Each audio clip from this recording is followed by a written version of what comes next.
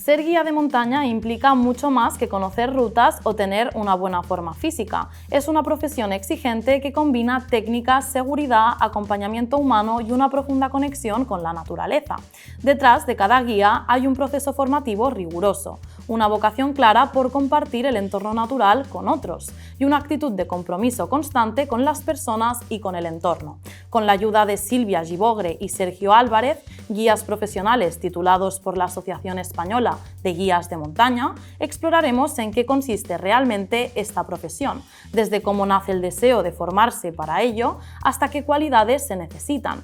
A través de sus respuestas nos adentraremos en la esencia de un oficio que va mucho más allá de caminar por la montaña.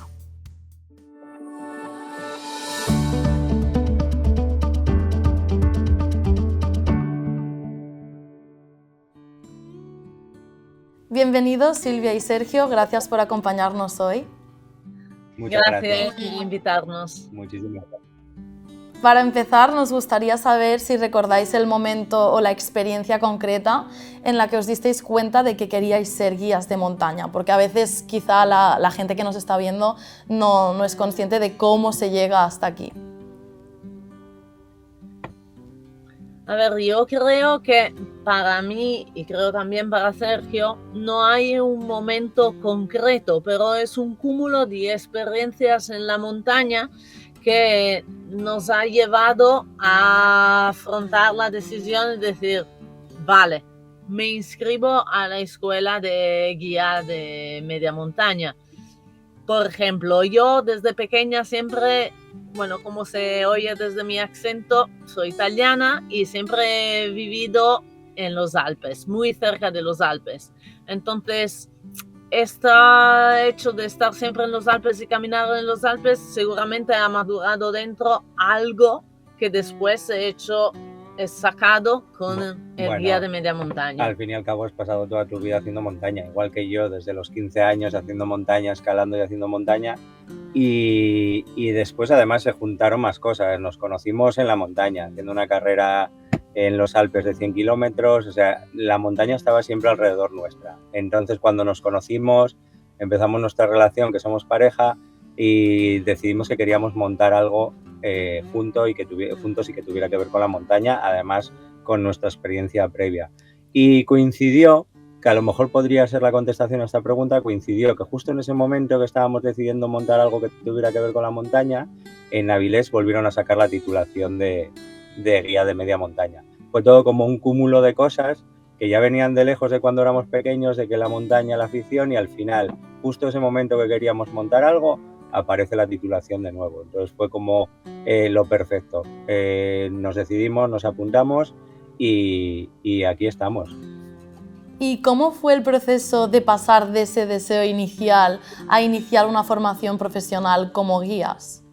Pues fue muy rápido porque un amigo nos dijo, miráis, que hay otra vez las pruebas de acceso para entrar en la escuela de guía de montaña. Pues no lo hemos pensado dos veces, nos hemos apuntado a las pruebas de acceso, hemos pasado las pruebas de acceso en junio y en septiembre hemos empezado la escuela.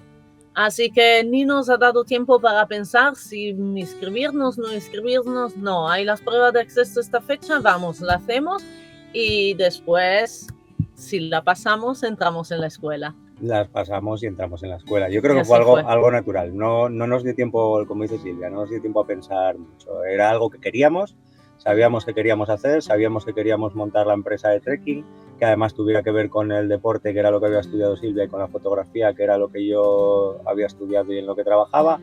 Y fue así. Salió la titulación y dijimos lo perfecto.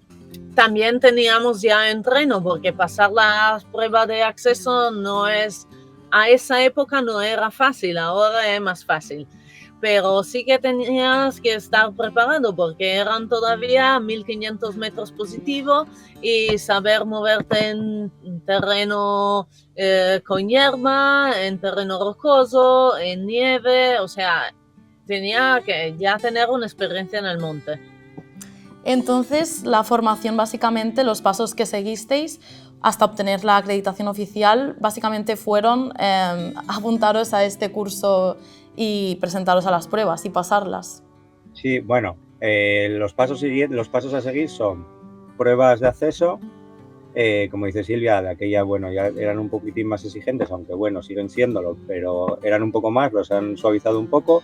Pruebas de acceso y después, nosotros que estudiamos en una escuela pública, no era una escuela privada, eran 2 años lectivos, es decir, curso lectivo normal y corriente, estudiabas durante 2 años, pasabas el primer año, pasabas al segundo año, tenías que volver a hacer otras pruebas para pasar del primero al segundo, cursabas el segundo curso y después hacías unas prácticas. Con lo cual, 2 años y algunos meses, en 2 años y algunos meses tuvimos la titulación. Al ser una titulación pública, al ser una escuela pública, generalmente no suelen tener convenio con el WIMLA. WIMLA es la Asociación Internacional de Guías de Media Montaña. Con lo cual, además de los 2 años y algunos meses para sacarnos la titulación de guía de media montaña, de técnico deportivo de media montaña, tuvimos que prepararnos a través de la Asociación de Guías de Montaña Española, la EGM, prepararnos para sacarnos el curso de guías internacionales. Y para pasar este examen fuimos una semana en los Pirineos, una semana de exámenes y al final de la semana te decían, vale, tú eres guía internacional o nos vemos el próximo año. Y así obtuvimos el reconocimiento de guía internacional. Con lo cual, al final, entre la titulación española y el guía internacional, calcula que sean unos 3 años. ¿Y qué importancia tiene para vosotros estar titulados por la Asociación Española de Guías de Montaña y formar parte de la Unión de Asociaciones Internacionales de Guías de Montaña? ¿Qué puertas os han abierto? Hombre, sí, a ver, nos parece importantísimo. De hecho, nos parece importante el hecho de que todo el mundo pertenezca a la Asociación de Guías de Montaña española, precisamente porque a pesar de no ser un gremio en el que estemos colegiados, al final es el grupo, cuantos más seamos, es el grupo, es la asociación que va a defender un poco nuestros intereses. Imagínate un ejemplo. Con respecto a Hacienda, nosotros no teníamos ningún tipo de visibilidad porque nos teníamos que registrar como guías de turismo.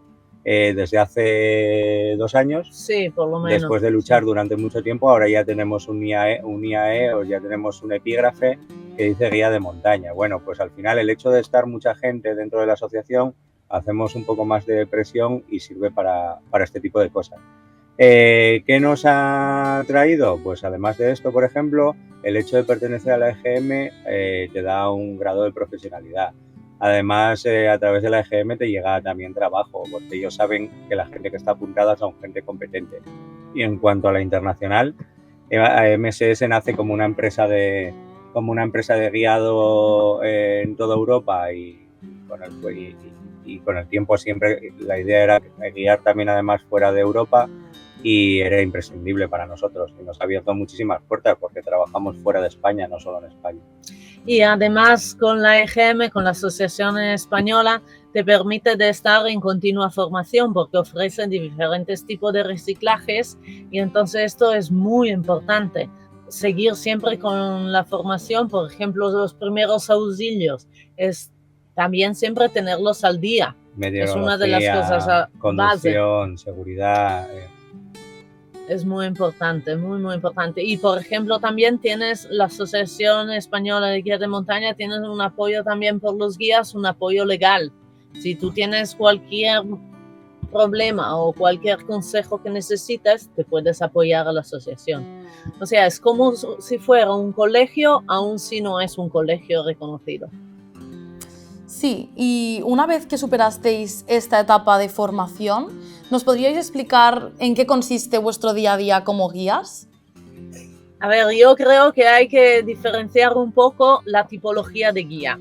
Hay guías que trabajan por una empresa y entonces es la empresa que le dice, mira, tienes este trekking, este día, esta hora, encuentras los clientes. Entonces el guía prepara el trekking, prepara toda la seguridad, los plan B, la meteorología, se encuentra ahí y camina con el grupo. Vale, para hacerlo sencillo, lo digo. Después está nuestro caso. Nosotros somos trabajadores independientes, tenemos nuestra empresa, entonces, además de guiar el grupo, hay toda la parte anterior, precedente. O sea, ¿qué significa? tienes que crear el producto, tienes que vender el producto, tienes que encontrar los clientes, contactar los clientes. Entonces el día a día es muy, muy diferente. Claro, todo depende en qué momento del año o sí, de la temporada estés, ¿no?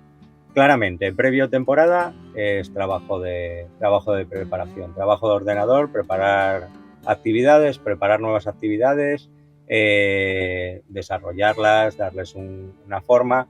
Tienes que empezar a trabajarlo en las redes sociales también, hay que venderlo.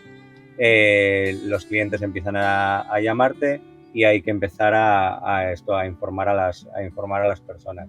Eso todavía es todo el trabajo previo, tanto a personas individuales como a agencias, ¿no? Tanto de viaje como otras agencias de trekking. Así que en el periodo previo, el día a día es sentado delante del ordenador. Aparte los días que vas a reconocer la ruta si no la conoces todavía. Claro, sabemos que la imagen cuando alguien quiere hacer guía de montaña, la imagen inicial que tiene en la cabeza es, ¡guau! Guía de montaña, me encanta la montaña y me voy a dedicar a estar todo el día caminando en la montaña con clientes, ¿no?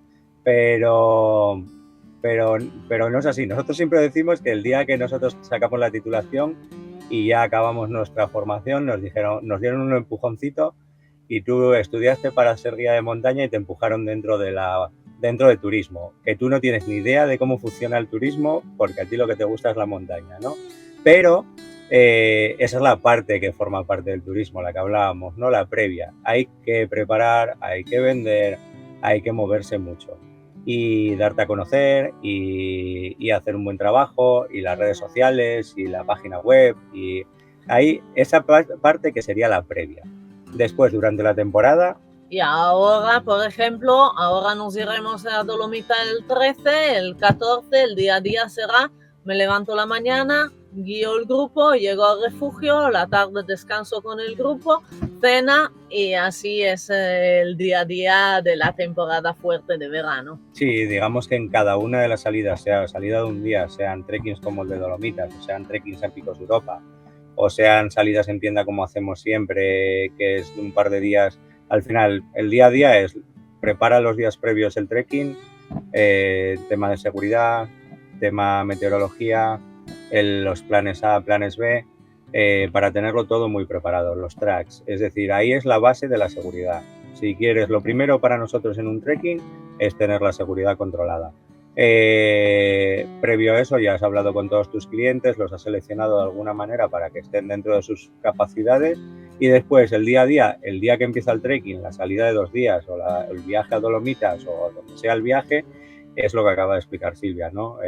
Empezar a caminar, me levanto, caminar, siempre controlando al grupo, llegamos al refugio, hacemos descanso y hacemos vida de refugio, que también forma parte, no es solo caminar. Al final, todo lo que está en torno a la montaña forma parte de la actividad, ¿no? Pero cuidado, que si tú tienes una empresa como nosotros, que tenemos nuestra pequeña empresa, que no tienes secretario, entonces tienes que recortar un momento para poder responder a los mails, tener conexión en el monte, responder a los WhatsApp, a Instagram, a Facebook. O sea, que no es solamente caminar ser guía de montaña. Es una vida divertida, pero muy ocupada. Y ahora veo que estáis en una autocaravana, no sé si me equivoco. Quizá estáis preparando ya una ruta o estáis en terreno de alguna ruta analizando pues, un poco el terreno, no sé, ¿me podéis explicar un poco? Digamos, pues sí, realmente sí. Digamos que nuestra vida al final da lo mismo que estemos trabajando, que estemos de vacaciones, siempre estás un poco, porque para nosotros la montaña es lo primero y cuando estamos de vacaciones nos vamos a la montaña y no solo nos vamos de vacaciones, generalmente nos vamos de vacaciones a algún sitio para conocerlo, para investigar, para conocer gente, para preparar una siguiente ruta y sí, la autocaravana para nosotros es el medio perfecto. Y como teníamos 2-3 días libres, hemos dicho aprovechamos, cogemos la autocaravana, vamos a ver esta nueva ruta, este nuevo sitio y así es vacaciones y trabajo. Y como podemos trabajar con el ordenador donde queremos, la autocaravana es un buen sitio. ¿Y os desplazáis normalmente en autocaravana cuando organizáis salidas con grupos o así? No, No. no. Ahí dependes de otros vehículos que tienes, que son precisamente para poder movernos hacia zonas de montaña, o bien furgoneta o bien un 4x4, y realmente la autocaravana la tenemos para nuestros viajes y desplazamientos, y muchas veces te desplazas a trabajar a un sitio donde no vives, donde no resides, y la autocaravana te da el plus de poder vivir en cualquier sitio. Tienes una casa con ruedas, ¿no? Y es algo muy cómodo. El hecho de trabajar en un parque nacional como Picos de Europa, muchas veces son pistas de ganadero, y entonces lo que decidimos hace algunos años es comprarnos un 4x4, y así es el principal medio que utilizamos para el transporte de clientes. Y ahora, cambiando un poco de tema, pensando en el perfil ideal para esta profesión, ¿qué habilidades creéis que son imprescindibles para quien quiere dedicarse a esto? A ver, primero de todo, amante de la naturaleza, de la montaña, del aire libre. Y para mí, yo siempre lo he dicho, para mí una muy importante, además de todos los conocimientos que tengas de montaña y todo lo que te guste la montaña, que es imprescindible, tiene que gustarte la gente y trabajar con gente. Tú estás aquí para trabajar con gente, estás aquí para guiar a gente que no ha estado nunca en la montaña, o que sí ha estado, pero vas a tener que estar trabajando con ellos. Y generalmente el guía de media montaña nos dedicamos al trekking. Salidas de un día, pero sobre todo trekking, y te vas a pasar muchas horas con gente. ¿Y qué significa eso? Tener una buena base psicológica, o tener como dice siempre Sergio, un don de gente. No, y conocer lo que dices tú, la psicología para mí es algo muy importante también. Tienes que saber cómo tratar con la gente. La gente se cansa, la gente tiene hambre, la gente no está acostumbrada a pasar momentos de estrés en situaciones un poco complicadas con el tiempo. Entonces tienes que saber manejar todas esas situaciones. La gente no siempre está acostumbrada a pasar por un camino que es muy estrecho y que hay un poco de caída. Entonces tienes que saber lidiar con todas esas situaciones, teniendo en cuenta que al final no tienes a nadie al lado, estás en la montaña. Cualquier cosa, cualquier situación que pueda pasar, cualquier bloqueo por lo que sea, tienes que saber manejarla. Y entonces la tercera, podemos decir, no solamente amantes, pero conocimiento y experiencia en la montaña, mucho conocimiento. Y otra habilidad muy, muy importante, los idiomas. Podemos calcular que nosotros ahora el 80% de los clientes hablan inglés, entonces tenemos que trabajar con inglés sí o sí. Y te puedes pasar un día que tienes que hablar italiano en el monte, el día siguiente francés y el día siguiente en inglés. Desde luego, si lo que quieres es trabajar, los idiomas son imprescindibles. Muy importante. Nosotros lo vemos porque sí que cuesta trabajo, y la gente tiene que entender que quieres trabajar, y ojalá pudieras solo trabajar en español si es lo que quieres, pero desde luego los idiomas son algo importante. Y para añadir, yo creo un buen conocimiento del mundo del turismo, que estudiando guía de montaña no tienes. Estrategia, marketing es muy importante, y redes sociales, sin duda. Y en referencia a lo que comentabais sí. Y en referencia a tratar con las personas, ¿cómo manejáis la responsabilidad de cuidar de un grupo en entornos que pueden ser exigentes o imprevisibles, como bien habéis dicho? A ver, yo creo que lo primero es que el guía tiene que estar súper preparado para todo ese tipo de terreno. Eso es lo primero. Tienes que tener mucha experiencia en ese tipo de terreno, con lo cual, si tienes experiencia en ese tipo de terreno y tienes experiencia trabajando con gente, te vas a sentir cómodo y vas a poder manejar la situación personalmente en cuanto al terreno, y manejar la situación con el grupo con el que estás trabajando. Y después, uno de nuestros secretos, yo creo, o una de nuestras técnicas que utilizamos, es hacer que todo sea relajado y cómodo y divertido.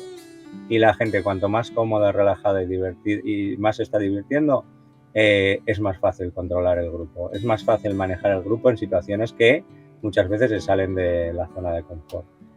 Y después siempre tenemos algún material en la mochila, como un cordino que el guía de media montaña tiene que tener en la mochila y puede utilizar.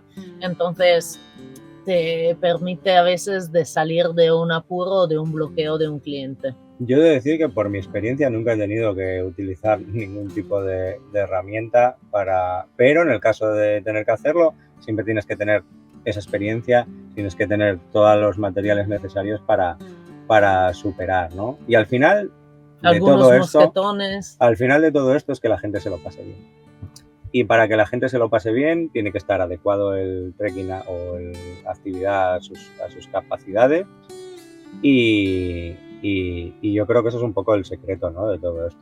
Sí, hacer una buena selección de los clientes que pueden venir a un trekking contigo o que no pueden, y hay que bajar el nivel y crear otros trekking para ellos con un nivel diferente.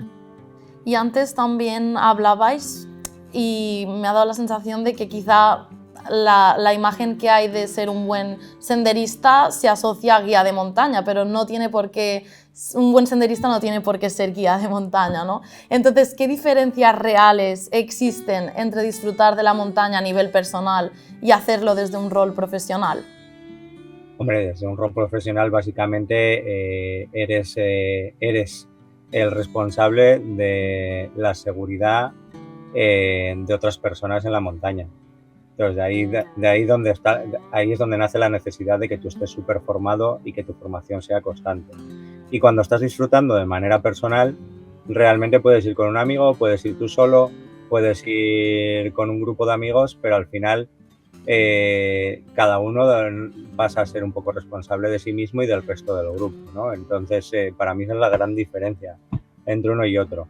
Disfrutar, yo creo que se disfruta de las dos maneras, pero claro, es que es verdad que cuando estás trabajando, estás disfrutando de tu trabajo, si es tu pasión, como es mi caso, como es el caso de Silvia, pero bueno, estás trabajando y estás haciéndote responsable de un grupo que has conocido ese día o días antes, y que tu principal cometido es que lo hagan en seguridad y que encima se lo pasen bien, que disfruten de sus vacaciones, ¿no? Sí, que si eres un senderista, aun si a nivel legal, si eres tú el responsable del grupo como senderista, a nivel legal eres el responsable, pero cuando vas a caminar para ti es diferente porque tú disfrutas, tienes tu ritmo, no te preocupas tanto del grupo, y cuando eres un guía tienes una gran responsabilidad. Tienes otras personas que han elegido de confiar su tiempo libre en ti. Y su seguridad. Y la seguridad. O sea, es gente que viene a ojos cerrados y que confía ciegamente. Entonces, todo tienes que ir perfecto y en seguridad, y tienes que hacerle pasar las mejores vacaciones que ellos pueden vivir. ¿Creéis que debe haber una conexión emocional con las personas que acompañáis? ¿Cómo creáis ese vínculo vosotros? Total. O sea, nosotros lo tenemos clarísimo, que tiene que haber un vínculo emocional. Tienes que formar parte del grupo. Para nosotros es súper importante que se cree un grupo. Yo siempre digo, yo no sé, Silvia, cada uno tiene sus trucos, ¿no? Por ejemplo, yo siempre digo que si el primer día me viene la gente en parejas o me viene la gente individual y el primer día veo que la gente ya se mezcla en la mesa de la cena, es porque el grupo empieza a formarse. Y que un grupo esté formado es para nosotros súper importante. ¿Por qué? Porque al final en la montaña se trabaja en grupo. En la montaña cualquiera puede necesitar de cualquier otro del grupo. Entonces, el hecho de que haya un grupo en montaña es súper importante. Y para mí el truco es hacerlo de manera muy relajada, muy divertida, formar parte del grupo, que no te vean como alguien que estás por encima. Sí, por supuesto te van a ver de alguna manera porque no dejas de ser el guía, pero formar parte del grupo totalmente, es decir, ser uno más y hacerlo, no sé cómo explicarlo, muy de colegueo, donde ellos saben perfectamente que el que tiene la responsabilidad eres tú, pero que tú eres uno más. Y también intentar limar un poco asperezas entre gente, que al final cuando uno está haciendo ejercicio, está cansado y demás, siempre tiende un poco a pues a veces a ponerse de mal humor y pueden surgir. Entonces ahí es donde la psicología también tiene que ver, ¿no?, en toda esta historia. Y además este vínculo muchas veces es muy fuerte, que se crean amistades, pero también con nosotros. Al final pasan los años y te das cuenta que esta amistad nació porque este chico o esta chica vino hace 2, 3, 5 años a un trekking con nosotros. Y sigue viniendo. Y sigues teniendo una amistad. Y al final sí que nos pasa que muchísima de la gente que viene con nosotros, al final nosotros cuando hablamos de alguien que ha venido con nosotros, y siempre hablamos de un amigo. Y esa es la sensación. Y además es bueno cuando se acaba el trekking, se acaba la actividad y alguien habla de ti y habla en esos términos, ¿no? En el término de, os vais a estar súper relajados, os lo vais a pasar súper bien, vais a tener unos nuevos amigos. Y eso para nosotros es muy importante. Y ahora mismo la formación creéis que es fundamental para ser guía de montaña, como habéis dicho. ¿Y cómo seguís vosotros formándoos después de tantos años y adaptándoos a nuevos retos o cambios en el entorno? Bueno, básicamente porque es lo que te pide este tipo de trabajo, ¿no? Al final te sigues formando a través de la EGM porque tienes que ir haciendo reciclajes. Reciclaje significa seguir haciendo cursos de primeros auxilios, de seguridad, de orientación, de meteorología, todo tipo de cursos que tengan que ver con tu trabajo, ¿no? Y con tus capacidades y tus actitudes en cuanto al guiado. Y después, personalmente, pues seguimos formándonos. Tenemos varios idiomas, pero siempre estás intentando aprender uno nuevo, estás perfeccionando alguno que tienes un poco peor, te estás formando por tu cuenta, en mi caso, con nuevas actividades que queremos sacar, entonces te formas para poder dar un mejor servicio. Cuando tienes tiempo libre vas a conocer nuevas rutas para sacar nuevos productos. Entonces siempre añadir algo más. Y por ejemplo nosotros desde guía de montaña ya hemos pasado al segundo paso, somos también agencia de viajes outdoor. Entonces siempre hay un paso más como mejorar, y no solamente en el guía de montaña, también en los idiomas o en la parte del turismo, en la parte del marketing, de las redes sociales. Sí, de hecho te pasas el día, ahora que nos hemos hecho agencia de viajes ya desde hace un año así, te pasas el día formándote para aprender cosas que no sabías con respecto a la nueva faceta, a la nueva fase, y entonces te pasas el día haciendo cursos online, ya que tampoco tienes muchísimo tiempo, pero yo creo que es algo. Antes hablábamos de las cualidades de un guía.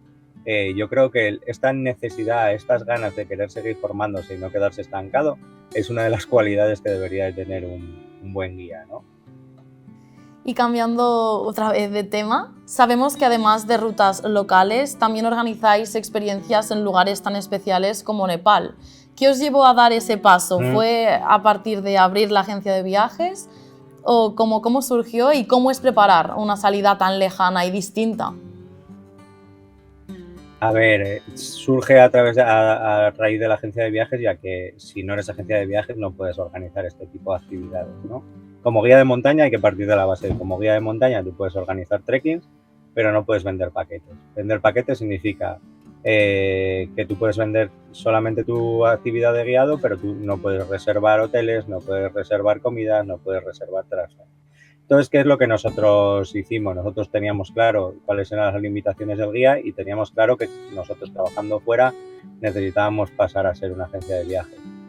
Ya hemos hecho ese paso, dimos ese paso porque teníamos muy claro que era necesario.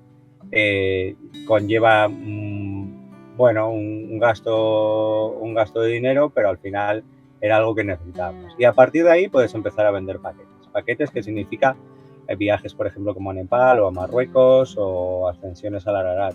Y Nepal, por ejemplo, nació de un encuentro con una chica que es guía en Nepal y hemos dicho, ¿por qué no empezamos esta nueva colaboración? Y eran años que intentábamos, pero no siendo agencia de viajes era complicado, y finalmente cuando pudimos hacerlo hemos dicho, a por Nepal. Entonces, los pasos a seguir es, tenemos un contacto en Nepal, que es esta chica, que es española, que tiene sus contactos en Nepal, que son las empresas nepalíes. Para nosotros algo súper importante es trabajar con la gente local. No es una cuestión ya solo de conocimientos, que desde luego nos parecen importantes, sino además es una cuestión de del tipo de viaje que nosotros queremos hacer. Es decir, queremos hacer un tipo de viaje que sea con personas del lugar porque queremos que nuestro dinero se quede también en el lugar. Yo no quiero llegar, guiarlo yo todo, irme a un país que no es el mío y traerme todo el dinero a mi casa. Creemos que el turismo debe de ser sostenible, ¿no? Entonces, para que un turismo sea sostenible, se debe trabajar con la gente del lugar y se debe aportar al lugar. Es decir, y cuando hablamos de aportar, estamos hablando sobre todo de una aportación económica. Y entonces, parte de nuestros viajes, el dinero se va a quedar en la agencia que es local. Con lo cual, estamos de alguna manera haciendo que el turismo que estamos haciendo, el tipo de turismo que hacemos, sea sostenible. Y bueno, tenemos la suerte de conocer a esta chica Sara, tenemos la suerte de tener los contactos a través de Sara y al final es empezar a trabajar entre ellos y nosotros para ver cuáles son las mejores fechas, para ver cuál es la mejor ruta, qué es lo que queremos, qué es lo que no queremos y trabajar un poco de manera personalizada con los guías locales y con las empresas locales, porque al final es muy difícil tener los conocimientos de Nepal, de aquí, quién sabe, a lo mejor dentro de 10 años tú lo conoces de memoria y aún así seguiríamos trabajando con agencias locales, porque nos parece muy importante. Y además hay personas que ya han venido con nosotros en Picos de Europa, al Tour del Mont Blanc, a Dolomitas, entonces siempre intentamos ofrecer algo nuevo, un viaje nuevo, algo diferente. Todo este trabajo que viene previo de preparación, que lleva muchas horas, muchas llamadas de teléfono y todo para dar el servicio a las personas que han venido contigo a la montaña o que quieren venir contigo a la montaña y quieren seguir viendo, ¿no? Y más posibilidades, más opciones. ¿Cómo nace Nepal? Pues porque queremos ofrecer más posibilidades a todas esas personas que quieren venir con nosotros. Sí, y como decía, más allá del destino, ¿cómo planteáis las salidas en cuanto al perfil de los participantes? Es decir, ¿pueden unirse personas sin experiencia previa o es necesario tener cierta preparación? ¿Les formáis de algún modo antes o durante una ruta? Siempre que alguien nos contacte, que sea un cliente que no conocemos, siempre le hacemos algunas preguntas de su experiencia previa. También le sugerimos que si está en Asturias de venir a una ruta con nosotros para poder conocernos mejor. Y siempre confiamos sobre la experiencia previa que nos cuentan. Entonces, en función de la experiencia previa que tienen, le podemos sugerir, mira, para ti Nepal es tu viaje o mira, mejor que elijas el otro producto que tenemos que es de un nivel diferente, más adecuado a tu nivel. Digamos que dentro de MSS tenemos varios niveles adaptados un poco al nivel que tiene la gente, porque claro, lo que no queremos tampoco es, intentamos crear los grupos de manera un poco homogénea, es decir, que todos más o menos tengan más o menos el mismo nivel. Como dice Silvia, confiamos en lo que nos dice la gente, porque claro, es muy, salvo que conozcas a la gente y salgas al monte con ellos, es muy difícil saber a ciencia cierta que las capacidades que te está contando que tiene son exactamente las que tiene, que pueden ser más o menos. Pero bueno, pues en nuestra experiencia, como norma general, nadie sobrevalora o infravalora. Generalmente todo el mundo sabe dónde va, ¿no? Y después una buena información para que todos sepan qué es lo que se van a esperar, eso es imprescindible. De hecho, al ser una agencia pequeña, como decimos Sil y yo, que somos 2 personas y nuestro jefe, que es nuestro perrete, que es el que nos lleva de monte a un sitio y a otro, al final, al ser una agencia pequeña, la gente no es un número y nos gusta el trato personal y nos gusta que nos llamen por teléfono y nos gusta que nos pregunten y nos gusta que poder hacerlo muy personalizado. Por supuesto, cuando es un viaje en grupo no es personalizado, porque personalizado puro y duro sería 1 a 1 o preparar una ruta para ti, eso sería lo más personalizado, pero por eso intentamos hacer que el grupo sea homogéneo para personalizarlo para el grupo. Y eso creemos que es muy importante para que después, lo que hablábamos antes, ¿no? Que el grupo salga bien, que salga un grupo divertido, que la gente se lo pase bien. Es mucho mejor empezar ya desde casa, ¿no? Desde cero. Teniendo un grupo homogéneo, sabes que después va a ir la cosa mucho mejor. Y si tuvierais que elegir un momento que haya marcado un antes y un después en vuestra trayectoria, ¿cuál sería y por qué? A ver, yo pienso que para mí hay 2 momentos que pueden enseñar nuestra trayectoria. Uno es el COVID, 2020. nosotros decidimos de ponernos, de crear nuestra empresa el 4 de marzo 2020 y teníamos ya contratado por otras empresas unos 20 trekking, o sea, una base para poder empezar. Entonces ahí, en 4 o 5 días, a partir del 13 de marzo, con el lockdown, quedamos cerrados en casa, entonces desaparecieron todos estos trekking y ya ahí, nada más empezar, ya fue un punto de inflexión, decidir, vale, cambiamos la actitud positiva, creamos nuestro producto y ¿qué vamos a hacer? Entonces, esto fue un punto muy importante. Sí, fue un punto importante, ¿por qué? Porque nacen del COVID, de estar tanto tiempo en casa y de estar pensando tanto, nacieron 2 actividades, mínimo una, que es nuestra actividad, una de nuestras actividades estrella, que funcionó súper bien, que es durmiendo bajo las estrellas, pensando precisamente en qué era lo que iba a querer la gente después, sin saber exactamente lo que iba a querer la gente, pero qué querríamos nosotros. Entonces, como dice Silvia, yo creo que sí, que ese momento de estar en casa nos sirvió para darle forma total a MSS. Y otro momento, yo creo, importante de inflexión es cuando nos hemos dado de alta, cuando hemos creado la agencia de viaje, porque ahí sí que se abren otras posibilidades, entonces es, ok, volvemos a empezar, es como se abre un abanico y es como dar un paso más. Digamos que a lo largo de estos años, desde el COVID hasta que nos hemos hecho agencia, hemos ido evolucionando, haciendo trekkings, cada vez un trekking nuevo. Somos una agencia, somos 2 personas que no nos gusta estar quietos ni siquiera en nuestra cabeza, entonces siempre estamos pensando cosas nuevas, ¿no? Y nos pedía que si queríamos seguir evolucionando necesitábamos hacer una agencia de viaje. Como verás, los 2 impasse que dice Silvia, que yo coincido con ella, los 2 momentos así importantes que siempre han sido momentos que nos han generado un reto. Y parece ser que nos gustan los retos, porque nos hemos quedado con que los momentos importantes son cuando nos genera un reto, ¿no? Entonces, bueno, sí que es verdad que han sido 2 momentos importantes. Y ya para terminar, mirando hacia adelante, ¿cómo veis el futuro del guía y cómo veis vuestro futuro concretamente? Es una muy buena pregunta. A ver, yo creo que con el hecho que somos agencia de viaje, poco a poco iremos añadiendo nuevo destino. Y esto seguro. Del otro lado también, nuestra visión futura es no viajar tanto, no estar 9 meses al año fuera de casa, intentar quedarse un poco más en casa y puede ser tener con nosotros más guías que colaboren con nosotros y así pueden hacer algunos viajes ellos también. A ver, por supuesto queremos seguir viajando porque es algo que nos apasiona, queremos seguir viajando con grupos porque es algo que nos apasiona y yo creo que eso no lo vamos a dejar. Pero sí que es verdad que a día de hoy nos pasamos 9 meses fuera de casa. No es demasiado tiempo. Sí que es verdad que nos sigue gustando, pero nos apetece también tener un poco de vida, un pelín más estable. Entonces, la agencia de viajes sí que nos da esa oportunidad, ¿no? Sí. Y en general, la vida de guía, yo creo que tiene... Yo siempre he dicho que hay sitio para todo el mundo. Están saliendo guías, muchísimos guías, cada vez hay más y más y más y más y más.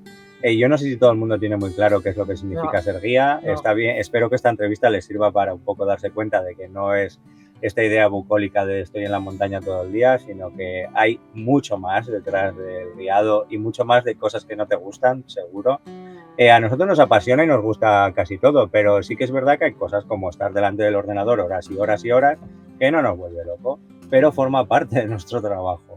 Y yo sé que hay mucha gente que está estudiando ahora que piensa que solo estar en la montaña y no es así. Hay que tener en cuenta que hay mucho más. Hay que tener en cuenta que hay que estar con gente y que a veces la gente no está de buen humor, pero son tus clientes y tienes que tratar con ellos y tienes que aprender. Quiero decir que al final no deja de ser un cara al público también, ¿no? Y entonces hay que aprender que no solo estar en la montaña, que tiene muchas más facetas y que sí que es verdad que cada vez hay más guías, pero hay sitio yo creo que para todos aquellos que lo hagan bien.